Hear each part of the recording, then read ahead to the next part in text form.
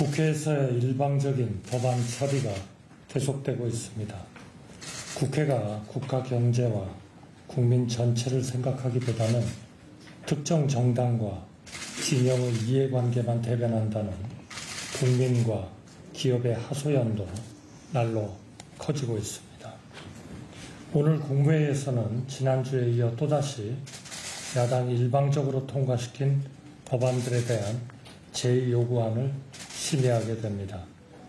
그동안 정부가 수차례 문제점을 설명했음에도 불구하고 야당은 최근 국회에서 2024년 민생회복지원금 지급을 위한 특별조치 법안과 노동조합 및 노동관계조정법 개정안을 통과시켰습니다. 막대한 국가재정이 소요되고 우리 경제에 상당한 부담을 지우는 법안들을 충분한 협의와 사회적 공감대도 없이 일방적으로 처리한 것에 대해 매우 유감스럽게 생각합니다. 민생회복지원금 지급특별법은 전 국민에게 1인당 25만 원에서 35만 원의 지원금을 지역사랑 상품권으로 지급하는 내용으로 중대한 문제점들이 있습니다. 첫째, 이 법률안은 정부가 법안 공포 후 3개월 안에 지원금 지급을 위한 추가 경정 예산을 편성해야 하며 지원금 지급 대상과 액수, 지급 시기까지도 세세하게 규정하고 있습니다. 재정 상황과 지급 효과 등을 고려하여 예산을 편성하고 집행하는 것은 행정부의 고유 권한인데 그런 재량을 박탈하고 입법부가 행정의 세부 영역까지 일일이 강제하며 권한을 침해하고 있습니다. 즉, 이 법률안은 우리 헌법의 토대인 삼권 분립의 원칙을 무너뜨릴 소지가 매우 큽니다. 둘째, 전 국민 대상 지원금 지급은 소비 촉진 효과는 불확실한 반면 과도한 재정 부담과 함께 민생 경제의 부작용을 초래할 우려가 큽니다. 국가재정이 여의치 않은 상황에서 지원금 지급에 필요한 13조 원 이상의 재원을 조달하려면 대규모 국채를 발행할 수밖에 없습니다. 이는 막대한 나라 빚이 되어 재정 건전성을 저해하고 미래 세대에게 큰 부담을 전가하게 됩니다. 또한 지금의 경제 상황에서 대규모 국채 발행은 오히려 물가와 금리를 상승시켜 민생의 어려움을 더욱 가중시킬 수 있습니다. 셋째, 이 법률안과 같이 전 국민을 대상으로 3개월 안에 지역사랑 상품권이라는 단일 수단으로 지원금을 일괄 지급하는 것은 사실상 불가능합니다. 집행력이 담보되지 않은 법은 국민들의 혼란과 불편만 초래할 뿐입니다. 국민들께서 체감할 수 있는 민생경제 회복을 위해 정부와 여야가 힘을 모아야 할 때입니다. 그러나 방법과 효과의 논란이 큰 일률적인 현금성 지원은 그 해법이 될 수 없습니다. 오히려 서민들의 어려움을 가중시키고 국가 경제에 악영향을 미칠 뿐입니다.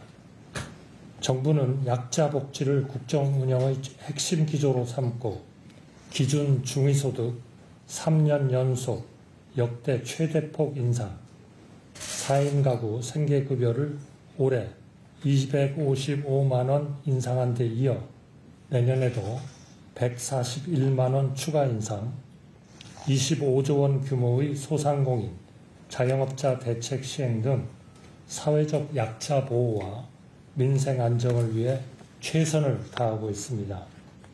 민생의 어려움은 처하신 사정에 따라 다른 만큼 정부는 국민의 혈세를 최대한 아껴가며 어려운 분들에게 꼭 필요한 맞춤형 지원을 더욱 두텁게 할 수 있도록 힘써 나갈 것입니다. 노동조합법 개정안은 이미 정부가 제2요구를 하여 21대 국회에서 최종적으로 부결, 폐기된 법안입니다.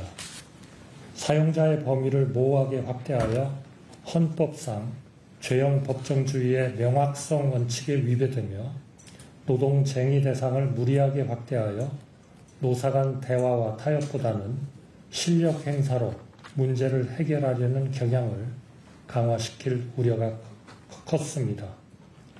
또한 손해배상 원칙에 과도한 예외를 두어 불법 파업에 대한 책임을 사실상 묻지 못하게 함으로써 산업 현장의 갈등과 혼란을 초래할 것이 자명했기 때문입니다. 그럼에도 야당은 이 같은 문제점을 해소하기는커녕 오히려 더욱 악화시킬 내용을 추가해 또다시 법을 통과시켰습니다. 근로자가 아닌 자도 노동조합법의 특별한 보호를 받도록 하여 노동조합의 본질이 훼손될 우려가 더욱 커졌습니다.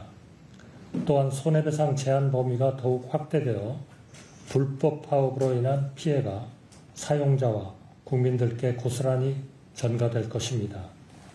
그간 정부는 노동약자를 보호하고 노사법치주의를 확립하는 등 노동개혁에 매진해왔습니다.